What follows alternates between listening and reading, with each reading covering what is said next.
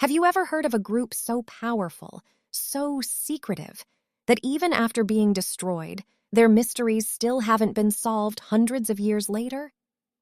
Today, we're diving into the story of the Knights Templar, a group of warrior monks who rose from nothing, became one of the richest and most powerful organizations in the world, and then suddenly vanished, taking their secrets with them. But here's the real question. Did they actually disappear? Or did they hide something so important that it had to be kept secret forever? The story of the Knights Templar begins in the early 1100s, during the time of the Crusades. Back then, thousands of pilgrims were traveling to Jerusalem, and the journey was incredibly dangerous.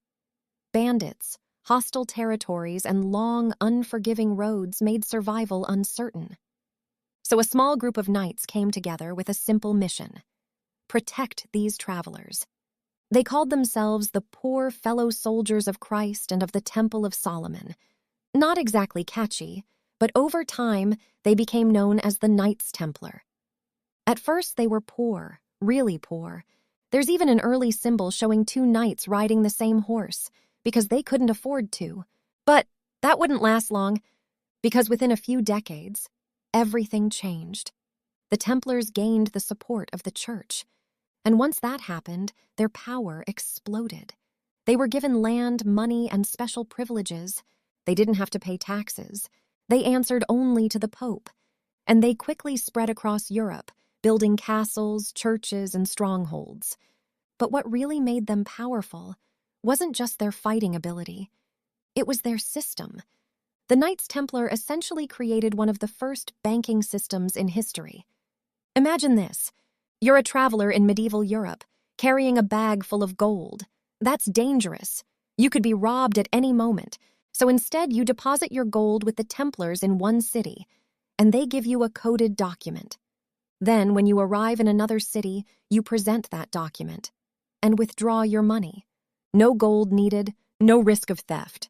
That idea was revolutionary, and it made the Templars incredibly wealthy. But here's where things start to get interesting. Because while they were gaining wealth and power, they were also gaining something else: access. They were based in Jerusalem for years, near what was believed to be the Temple of Solomon.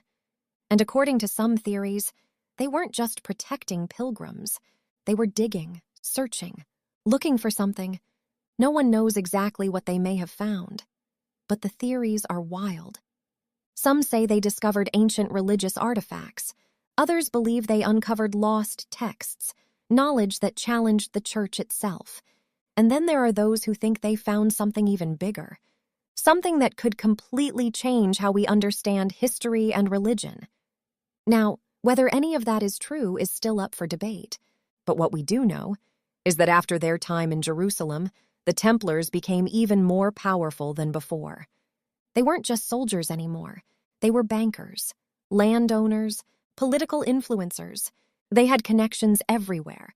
And that kind of power started to make people nervous, especially one person in particular, King Philip IV of France. Now, Philip had a problem. He was deeply in debt, and guess who he owed money to? The Knights Templar. So instead of paying them back, he came up with a different plan, a dangerous one. On Friday, October 13th, 1307, everything changed. In a coordinated operation, Templars across France were arrested. They were accused of heresy, corruption, and secret rituals. Some of the accusations were bizarre. Claims of strange ceremonies, hidden idols, and forbidden practices. Under torture, many confessed. But whether those confessions were real or forced is something historians still debate. The order was quickly dismantled. Its leaders were imprisoned, and its Grand Master, Jacques de Molay, was eventually burned at the stake. Just like that, the Knights Templar were gone. Or at least, that's what it looked like. Because here's where the mystery really begins.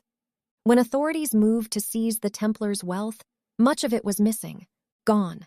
No gold, no treasure, no records explaining where it went. So where did it go? Did they move it before the arrests? Did some members escape with it? Or was it hidden somewhere, waiting to be found? Over the years, countless theories have emerged. Some believe the treasure was taken to Scotland. Others think it ended up in Switzerland, possibly influencing the early banking system there. And then there are those who believe it was transported across the ocean, long before Columbus ever arrived in the Americas. There are even connections made between the Templars and secret societies that appeared later in history. Groups that seem to carry on their symbols, their knowledge, even their influence. Is that just coincidence? Or did the Templars survive in secret? And then there's the idea that the real treasure wasn't gold at all, but knowledge, hidden documents, ancient secrets, possibly even something that could challenge established history. Think about it. A powerful organization operating across continents with access to sacred sites, wealth, and influence, suddenly destroyed, and its assets vanish without a trace. That's not just history, that's a mystery. Even today, people are still searching. Treasure hunters, historians, explorers, all trying to uncover what really happened to the Knights Templar. Some believe the truth is buried beneath ancient ruins. Others think it's hidden in plain sight, disguised in symbols, architecture, or forgotten texts. And some believe we may never find it. But maybe that's what makes this story so fascinating. It's not just about knights and battles. It's about power, secrets, and the idea that history might not be telling us everything. So now I'll ask you this. What do you think happened to the Knights Templar? Did they truly disappear? Because for something this big, this organized, this powerful, it's hard to believe they didn't have a backup plan. Think about it. The Knights Templar weren't just warriors. They were strategic, disciplined, highly intelligent. They operated across countries, managed massive wealth, and built one of the most advanced systems of their time. So if they saw danger coming, wouldn't they prepare for it? Some historians actually believe they did.